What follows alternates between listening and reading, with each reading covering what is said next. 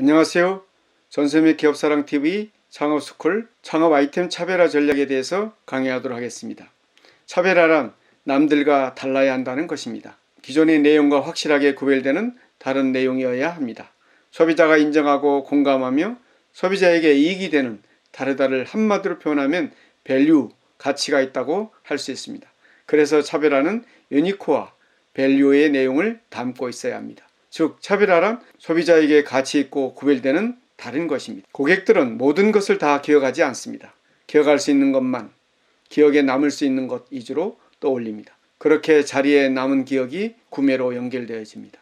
고객들의 기억에 들어가 전략적으로 자리를 차지하는 것이 중요합니다. 그렇다면 고객의 기억 속에 무엇이 들어가야 할까요? 경쟁사가 제공하기 어려운 고객이 진정 바라는 차별화된 이점일 것입니다. 차별화하기 위한 가장 간단한 방법은 기술이나 스킬을 연마하는 것입니다. 하지만 막연하게 갈고 닦기만 해서는 고객의 차이를 느끼지 못하고 넘어갈지 모릅니다.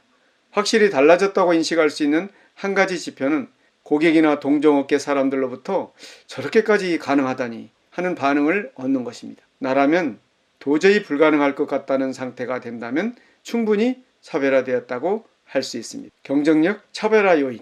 경쟁사가 있는 경우는 기존 제품, 서비스에 비해 차별적인 경쟁력, 즉 기술, 기능, 디자인, 납기, 가격, 마케팅, 영업 등이 무엇인지를 제시하는 겁니다. 경쟁사가 없는 새로운 제품 서비스는 대체제와 보완제와는 어떤 차별화 요인을 설명합니다. 고객들은 이미 무엇인가를 소비하고 있습니다. 새로운 제품과 서비스가 기존의 제품과 서비스가 선점하고 있는 시장에서 살아남으려면 반드시 무언가 다른 강점이 있어야 합니다. 차별화된 가치 포지셔닝은 목표 고객의 공감을 얻기 위해 브랜드 사명을 고객의 필요한 요구에 맞게 구현한 브랜드 정체성을 수립하여 경쟁자들과 차별화하는 것입니다. 첫째, BI가 브랜드 사명을 지속 가능하게 하는 가치를 제공하는가. 둘째, 목표 시장의 고객에게 새로운 가치를 제공하는가. 셋째, 목표 시장 내 경쟁사들과 다른 차별화된 가치를 제공하는가. 넷째, 목표 고객이 원하는 또는 여기는 가치인가. 여기서 BI 즉 브랜드 정체성은 브랜드 사명을 목표 고객에게 맞게 구현한 브랜드 본질 가치와 핵심 가치, 확장 가치로 구성됩니다. 시장을 찾기 위해서는 우선 우리다운 시장이 무엇인지 알아야 합니다. 브랜드의 사명이 우리다움은 그 누구도 흉내낼 수 없는 가장 강력한 차별화 요소이자 경쟁력입니다. 우리다운 시장은 어떻게 발견할 수 있을까?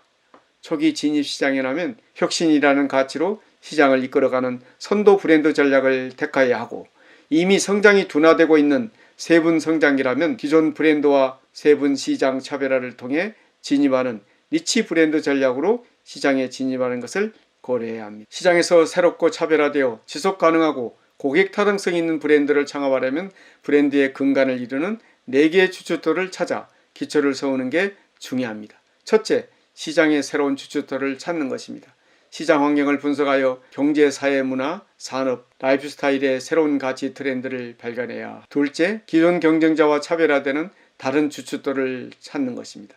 경쟁 시장과 경쟁자를 정의하고 강점과 약점을 파악한 후 차별화된 가치를 발견합니다. 셋째, 지속 가능한 주춧돌을 찾는 것입니다. 이를 위해서는 자신이 누구이며 자기다움이 무엇인가를 정의하고 강점과 약점을 파악한 후에 지속적으로 가져갈 가치가 무엇인지 찾아내는 것입니다. 넷째, 고객에게 타당한 주춧돌을 찾는 것입니다.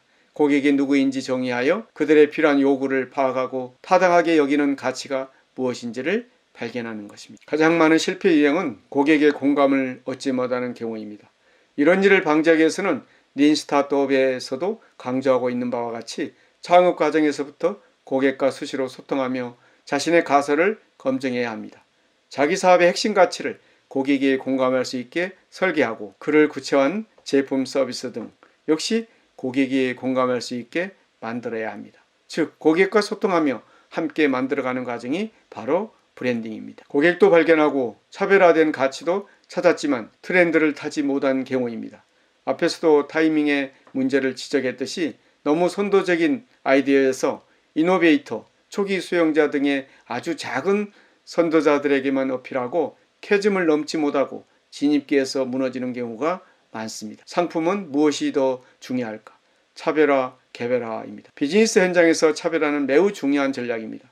차별화를 노리는 것은 절대로 나쁘지 않으며 모든 산업이 일반화되어 버린 요즘은 매우 효과적인 전략입니다. 그러나 1인 기업으로 사업을 시작할 때는 이 차별화를 좀 더 세분화한 개별화 전략을 구사해야 합니다. 작은 차별화된 아이디어를 시행착오 축적을 통해 조금씩 스케일업하는 것이 성공의 핵심입니다.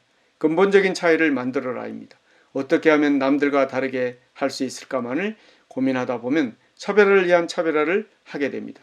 자신은 다르게 한다고 했는데 정작 소비자들은 다르다고 인식하지 못하는 것입니다.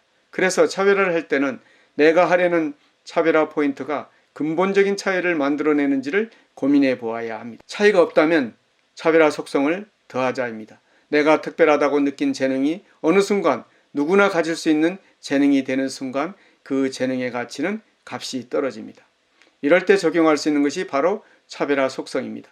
똑같은 기술에 무엇을 더하느냐에 따라 달라질 수 있기 때문입니다. 아마존의 창업자 제프 베조스는 10%만 달리해도 경쟁사보다 10배 성장할 수 있다고 말합니다. 사람들은 차별화가 너무 심할 경우 이해하지 못합니다. 기존의 가치는 당연히 갖추되 조금만 다르게 차별화시켜 선보여야 합니다. 그랬을 때 사람들은 그 차이를 잘 이해하고 기억할 수 있습니다. 제품 차별을 위한 시장 탐색법입니다. 가능하다면 싸게 만드는 방향은 접어두고 무언가 작게라도 차별할 요소를 넣어서 제품을 만드는 방안을 검토하는 게 좋습니다. 소비자는 우리가 생각하지 못한 작은 부분에서도 큰 차이를 느낄 수 있고 그것으로 제품이 차별화되었다고 생각할 수 있기 때문입니다. 전샘의 기업사랑TV 창업스쿨 강의를 마치겠습니다. 감사합니다.